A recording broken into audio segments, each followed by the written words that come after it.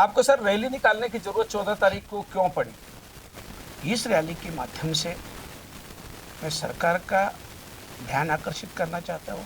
खासदार होने के नाते इस समाज का एक जिम्मेदार मैं भी हूँ, और इसके लिए तो मैंने संसद में बोला कि अगर सभी ने पार्टी के नेता या स्टेट गवर्नमेंट ने एक ही नाम दिया है तो फिर भी इसमें देरी क्यों? आपकी भूमिका पर एक सवाल पैदा किया जा रहा है। आप अपनी राजनीति के लिए सब कर रहे हैं। अगर सभी पार्टियों की मांग है, सभी नेताओं की मांग है, महाराष्ट्र गवर्नमेंट की ओर से एक ही नाम गया है, फिर भी लेट हो रहा है, तो क्या इसके बारे में आप नहीं सोचोगे? बिल्कुल कि लेट क्यों हो रहा है, नहीं पूछोगे? आप तो बोल रहे हैं 30 तारीख से पहले नाम डिक्लेयर हो जाएगा, तो 17-18 दिन पहले डिक्लेयर करने में क्या हर्ज है? कपिल पाटिल आपको समर्थन कर रहे हैं? हम सभी दिवा पाटिल साहब के समर्थन में हैं। ना कपिल पाटिल मेरे समर्थन में है, ना मैं कपिल पाटिल के समर्थन में। और मैं बोलता हूँ ना सरकार से, अगर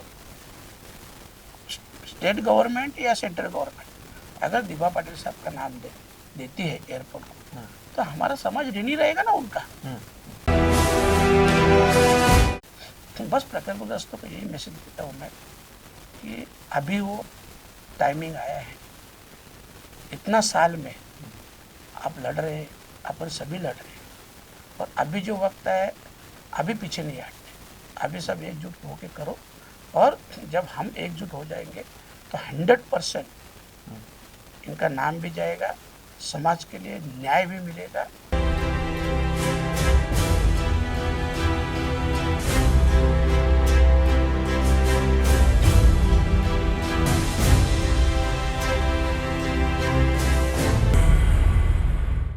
दोस्तों नमस्कार, टीवी इंडिया के खास कार्यक्रम सवाल में आपका बहुत बहुत स्वागत है। इस वक्त नवी मुंबई इंटरनेशनल एयरपोर्ट के नामांतरण का मुद्दा सुर्खियों में है। सरकार ने वादा किया है कि उड़ान से पहले नवी मुंबई इंटरनेशनल एयरपोर्ट पर लोक नेता दिवा पाटिल साहब का नाम दिया जाएगा। 30 सितंबर को उड़ान की पहली तारीख तय की गई है और ऐसा कहा जा रहा है कि उस दिन प्रधानमंत्री स्वयं आएंगे और उसका उद्घाटन करेंगे। हालांकि महायुति सरकार एयरपोर्ट पर दिवा पाटिल का नाम देने को लेकर आज भी असमंजस बरकरार रखी है और इसी मुद्दे को लेकर 14 तारीख को रैली निकलने वाली है। ये तमाम समेकित मुद्दे हैं, तमाम समेकित सवाल हैं, जिसको लेकर आज हम आपसे सवाल जवाब जानने का प्रयास करेंगे। इस वक्त स्वयं हमारे साथ भिवंडी के खासदार सांसद सुरेश मात्रे साहब हैं। आपका बहुत बहुत स्वागत है। नमस्कार। आपको सर रैली निकालने की जरूरत 14 तारीख को क्यों पड़ी? देखो, पहले तो जब मैंने संसद में इस बारे में मुद्दा उठाया और उसके बाद एक 5 दिन के बाद जो मीडिया में न्यूज़ चले, आपने देखी होगी कि नवी मुंबई अंतर्राष्ट्रीय विमानतल के नाम से बोर्ड लगाए गए। और जैसे कि आप कह रहे हो, सभी पार्टियों की मांग है, सभी पॉलिटिकल लीडर बोल रहे हैं, जो स्थानीय भूमिपुत्र है वो उनकी भी मांग है। जैसे कि महाराष्ट्र गवर्नमेंट की ओर से एक ही नाम गया है, तो ऐसा होने के बावजूद भी ये सब लेट क्यों हो गए? देखो, अभी उसके बाद कम से कम 1 महीने में, 1-1.5 महीने में सरकार का ध्यान इस मुद्दे की तरफ खींचने के लिए, पहले देखो हमारी संघर्ष समिति भी इतने साल से संघर्ष कर रही है। ऐसे बहुत सारी नागरिकों समाज की संस्थाएं हैं जो कि इस नामांतरण के लिए प्रयत्न कर रही है, कोशिश कर रही है, संघर्ष भी कर रही है। पर अभी वो वक्त नजीक आया और ऐसे समय में मैंने 1.5-2 महीने में देखा, 1-1.5 महीने से कोई भी ऐसा मोर्चा या ऐसी रैली, ऐसी कुछ भी बात समर्थन में नहीं। तो इसके लिए मैंने सोचा कि ये सब, जैसे आपने बोला 30 तारीख को चालू होने वाला है, तो उसके 15-16 दिन पहले इस रैली के माध्यम से मैं सरकार का ध्यान आकर्षित करना चाहता हूँ, और ख़ास करके महाराष्ट्र सरकार को भी मैं बताना चाहता हूँ कि अपने यहाँ से एक ही नाम गए हैं, तो फिर इतनी देरी क्यों हो रही है? और देखो, अलग अलग मुद्दे, अलग अलग चर्चा हो रही है। शायद आपने भी सुना होगा कि ऐसा सुनने को आ रहा है कि अलग अलग 1-2 ऑप्शन नए निकल रहे नाम। आपकी भूमिका पर एक सवाल पैदा किया जा रहा है। ऐसा कहा जा रहा है कि ये सिर्फ राजनीतिक है और आप अपनी राजनीति के लिए सब कर रहे हैं, जबकि 30 तारीख का इंतजार करना चाहिए। किसी नेता के ऐसे मैंने स्टेटमेंट नहीं सुने जो आप बोल रहे हैं कि ऐसा लोगों का कहना है कि इसी समय क्यों 30 तारीख के बाद कर सकते हैं, तो जल्दबाजी तो ऐसा बोल नहीं सकते। देखो, समर्थन में ऐसा नहीं कि वही काम कर रहे हैं, समर्थन में और भी बहुत सी संस्थाएं हैं, अग्रकुली समाज की या यहाँ की ओबीसी समाज की, जो उनके समर्थन में है इतने साल से। वरना एक ही संघर्ष समिति इतना बड़ा संघर्ष नहीं कर सकती, क्योंकि ऐसे बहुत सी संस्थाएं मिलती है तभी एक ताकत बन जाती है। तो इसके लिए मैं अगर खासदार होने के नाते इस समाज का एक जिम्मेदार मैं भी हूँ, और इसके लिए तो मैंने संसद में बोला। तो मेरा कहना क्या था, देखो, जब मीडिया में न्यूज़ आई उसके बारे में बाद में कि उसका नामांतरण नहीं हो रहा है, तो ये ऐसे ऐसे बोर्ड लगाए, उसके बाद में आप मेरे को बताओ किसी भी नेता ने कुछ भी स्टेटमेंट दिया? क्यों नहीं दिया? तो मेरा कहना है अभी वो वक्त तज्जे का है, अभी सरकार का ध्यान आकर्षित नहीं करेंगे। आपने एक हिंट किया कि कोई दूसरा विकल्प भी हो सकता है नाम का, ऐसा अंदेशा लगाया जा रहा है। एक नाम खुलकर सामने आया था कि दीबा पाटिल की जगह पर सर रतन टाटा का नाम देने की तैयारी है। हालांकि आधिकारिक इसकी घोषणा नहीं हुई। आप स्वयं सांसद हैं, आपने इस मुद्दे को उठाया, क्या सरकार की तरफ से या पीएमओ की तरफ से या नागरिक विमानन मंत्रालय की तरफ से कोई आपको खुलासा इसका किया गया? ऐसा खुलासा तो नहीं हुआ है। मेरा कहना वही है कि अगर सभी पार्टी के नेता या स्टेट गवर्नमेंट ने एक ही नाम दिया है, तो फिर भी इसमें देरी क्यों है? फिर भी आज इतना साल से स्टेट गवर्नमेंट में ही उनका नाम दिया है, बराबर है, सिंगल ही नाम है, फिर भी सेंटर की ओर से डिसीजन। आपको इसका बड़ा कारण क्या लगता है? ये बड़ा कारण अभी तो मेरे सामने नहीं आया, पर इतना पक्का बात है, मैं क्या रैली करने के बाद मैं चुप नहीं रहने वाला हूँ। इस रैली के बाद हर तालुका में, हर गांव में मैं एक कमेटी बनाने वाला हूँ, ताकि वो पहले तो दीबा पटेल साहब के बारे में लोगों को सब इंफॉर्मेशन देंगे, मीडिया को देंगे। मैं खुद कुछ लेटर ये रैली के बाद में तुरंत, जैसे कि मोदी साहब है, अमित शाह साहब है, इनको खुद लेटर मेल करने वाला हूँ। वो मेल इसके लिए कर रहा हूँ कि हो सकता है शायद दीबा पटेल साहब का जो काम है, जो कार्य है, उनकी यहाँ पहुँचाए के लिए मालूम नहीं, क्योंकि जैसे मैं बोलता हूँ, मैं जानबूझ के आपका 2 मिनट लूँगा। बिल्कुल बोलिए। कि उन्होंने जो स्त्री भ्रूण हत्या का कायदा जो पारित किया 1989 में, जो स्टेट गवर्नमेंट ने JR लाया, कायदा पारित हो गया, उसके बाद 1994 में सेंट्रल गवर्नमेंट ने वही कायदा पारित किया। तो ये जो कायदा पारित हुआ, वो सिर्फ ठाणे डिस्ट्रिक्ट के लिए है क्या, रायगढ़ डिस्ट्रिक्ट के लिए है क्या, महाराष्ट्र के लिए है क्या? ऐसा नहीं है। ये पूरे देश में अपनी जो माँ बहन है, अपनी जो बेटी है, सबके लिए लागू हुआ। दूसरी बात, फार्मर लोगों के लिए जो जगह के बदले में जगह 12.5% का जो कायदा लागू हुआ। आपको तो मालूम है, पहले जब सेंट्रल गवर्नमेंट या स्टेट गवर्नमेंट प्रोजेक्ट बनाते थे, तो उसमें एक जो अमाउंट, छोटी मोटी सी अमाउंट फार्मर को दी जाती थी, जिससे वो कुछ कर भी नहीं पाता था और जन्म भर के लिए भूमिहीन भी हो जाता था। तो ये जो सबसे बड़ा मुद्दा दीबा पटेल साहब ने उठाया कि जगह के बदले में जगह और 12.5% का कायदा कानून लाया। आप बताओ, ये कानून एक जिला के लिए, एक राज्य के लिए, पूरे देश के लिए है।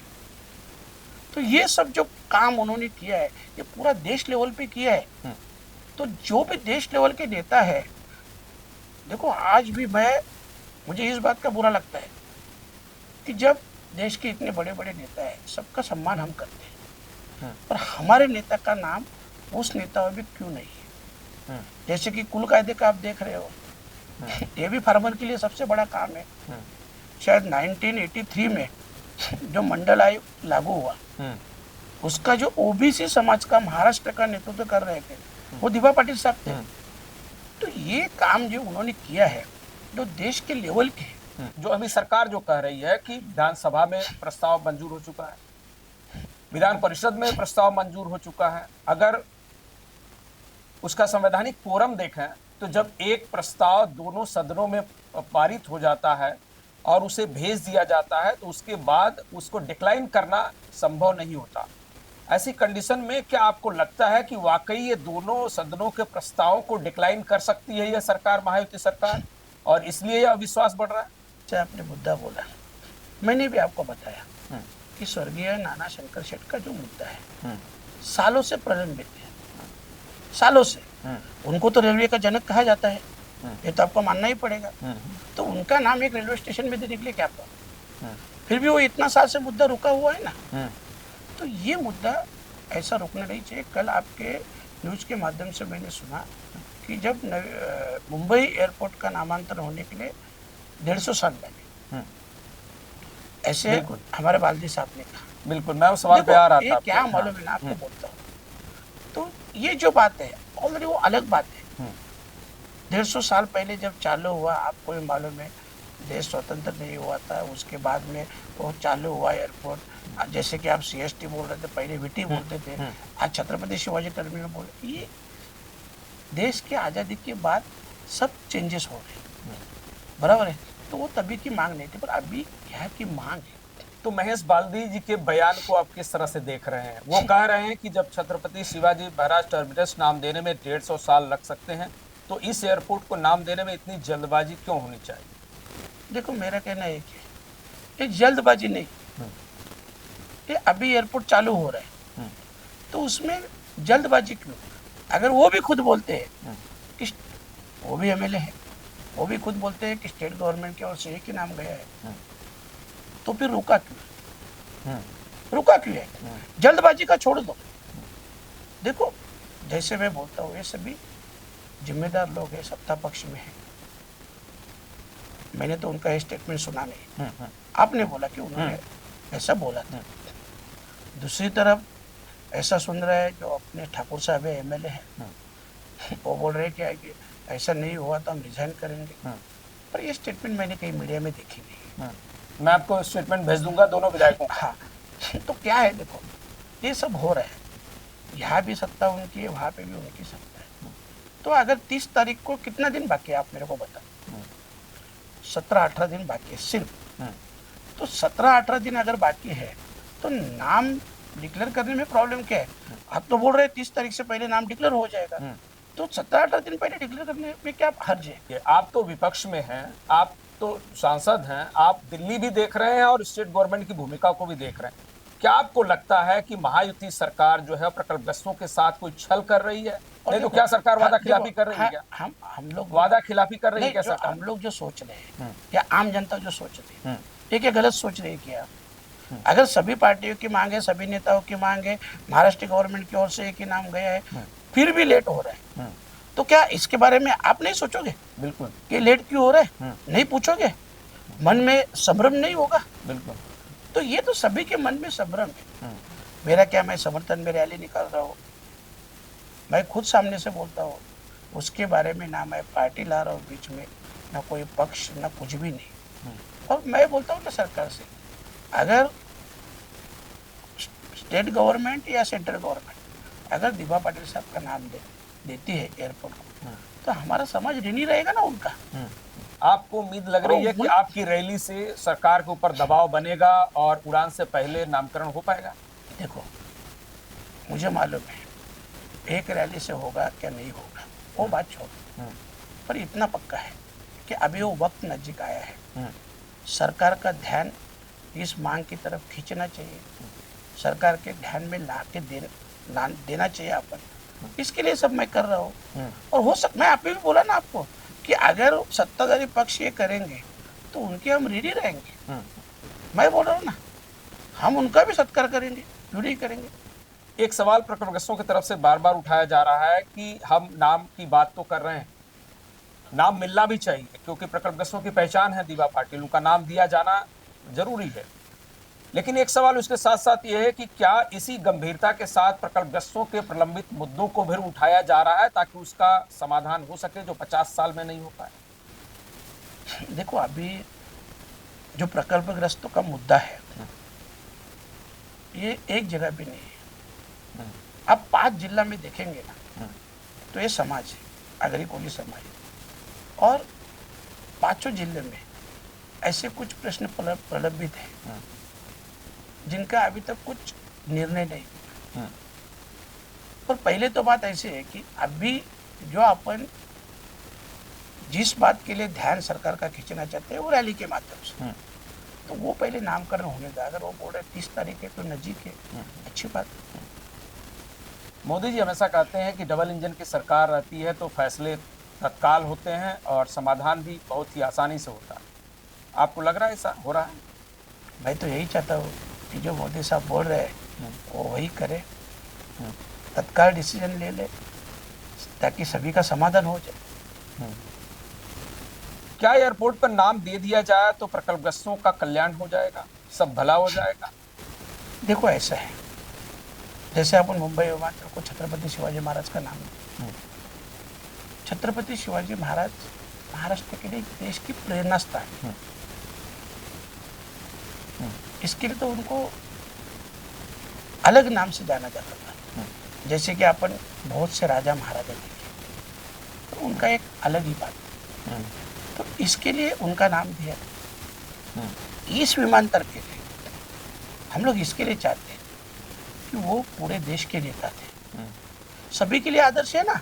अरे कल अगर हमारे पूरे देश के माँ बहन के लिए, बेटियों के लिए कायदा कानून बनाया, देश के सभी फार्मरों के लिए कायदा कानून बनाया, तो इन सभी लोगों के लिए गर्व की बात है। वो भी एक प्रेरणा स्थान है, उनसे भी एक प्रेरणा ले सकते हैं अपन। तो ऐसे लोगों के नाम आने के बाद देखो ऐसा नहीं होता है कि उससे कुछ काम धंधा रोजगार मिलता है, ये बात नहीं होती, पर वहाँ से जो प्रेरणा मिलती है क्या आने वाले हमारी जो पीढ़ी है उनके लिए एक आदर्श रहे।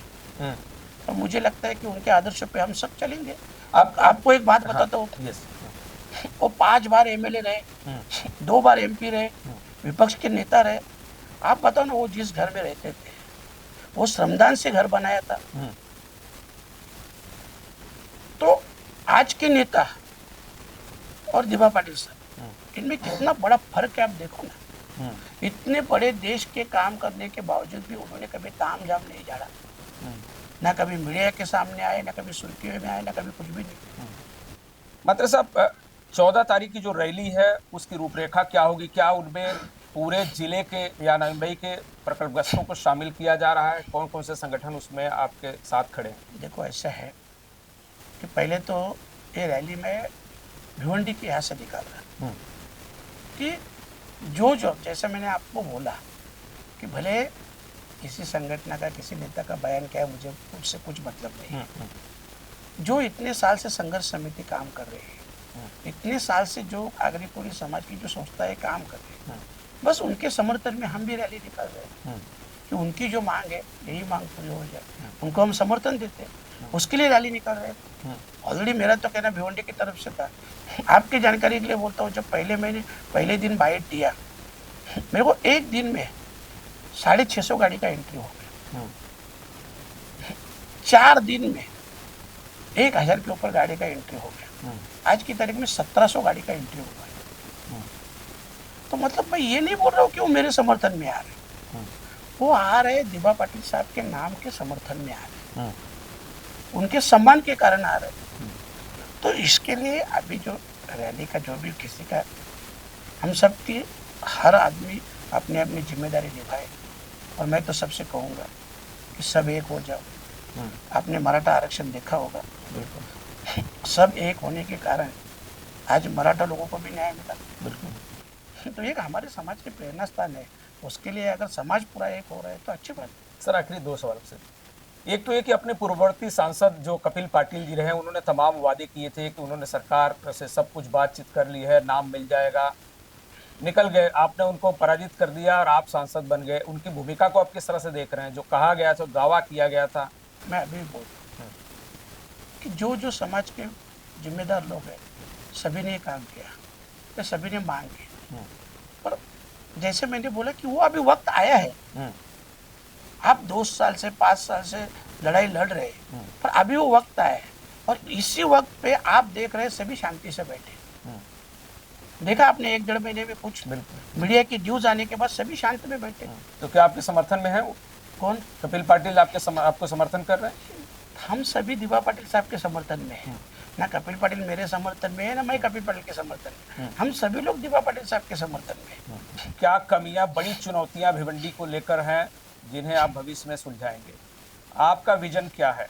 पहले तो आपको बताता हूँ कि मैंने हराया बोलने से लोगों ने उनको हराया, क्योंकि ये हकीकत भी है। जो मतदार है वो मतदार उसको राजा बोला जाता है। बिल्कुल, वो असल में राजा है। उनको जिसको लगा, आपने भरी भरी हस्ती को गिरते हुए देखा है और ऐसे ऐसे लोगों को जिता के दिया है कि यहाँ पे ऐसा कुछ नहीं है कि पैसा चलता है, दादागिरी चलता है, कुछ ऐसा कुछ भी नहीं। लोगों के मन में जो लगे, आज मैं सभी का आभार व्यक्त करता हूँ, धन्यवाद भी देता हूँ कि उन्होंने मेरे ऊपर विश्वास रखा। आज तक बोलता हूँ, इस लोकसभा में इतने काम पड़े, ना कोई इंटरनेशनल स्कूल हमारे यहाँ आई इतने साल में, ना कोई मेडिकल कॉलेज आया हमारे यहाँ। इतने साल से हमारा भिवंडी का IGM हॉस्पिटल आप देख लिया, आपको मालूम है भिवंडी की आबादी कितनी है? एक भिवंडी के 3 विधानसभा मतदार संघ, तो मतलब कम से कम 17 से 18 लाख आबादी है। उसके लिए एक उप जिला रुग्णालय, जिला रुग्णालय भी नहीं है। ये होना जरूरी है। शाहपुर जैसे आदिवासी बहुल भाग है, वहाँ एक अच्छा क्रिटिकल केयर हॉस्पिटल होना चाहिए, वहाँ पे भी वो सुविधा नहीं है। आप हमारे जिला परिषद स्कूल देखो, जितने भी जिला परिषद के PSC है, आरोग्य केंद्र, वो जाके एक बार देखो। ये सभी में देखो, अभी हमारे यहाँ टोरेंट का एक सवाल है, वो भी आप देखो। इन सभी के बारे में अभी भले मैं विपक्ष में, पर ठीक है, इन सभी बातों का जैसे कि बोला, एक नेशनल स्कूल होनी चाहिए।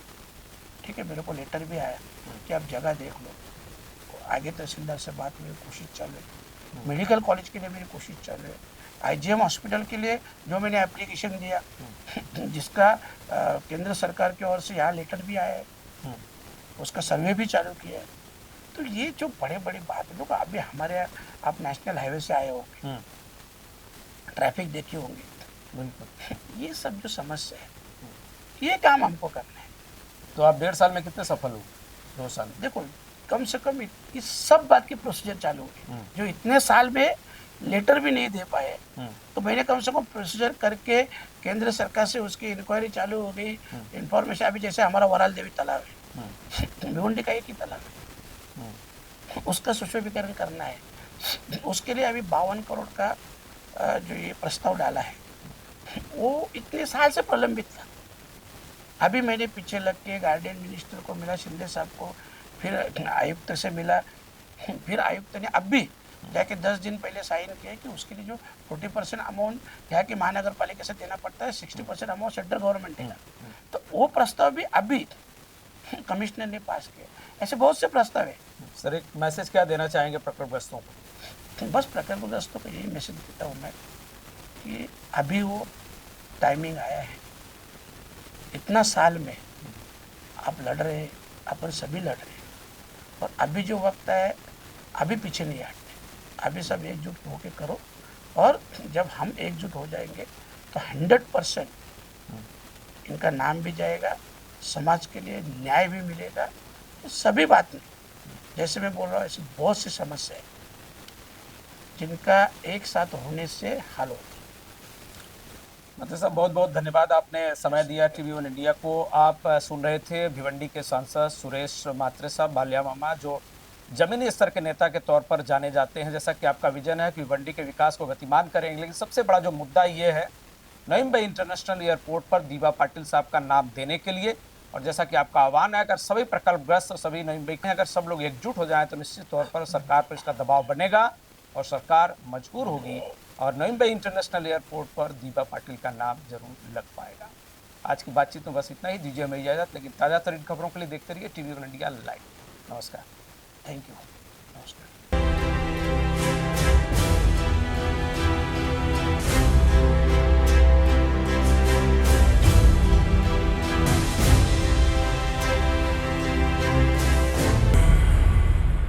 लेटेस्ट अपडेट्स और ताजा तरीन खबरों के लिए TV1 इंडिया लाइव को सब्सक्राइब कीजिए और नोटिफिकेशन पाने के लिए बेल आइकॉन को दबाना मत भूलिए।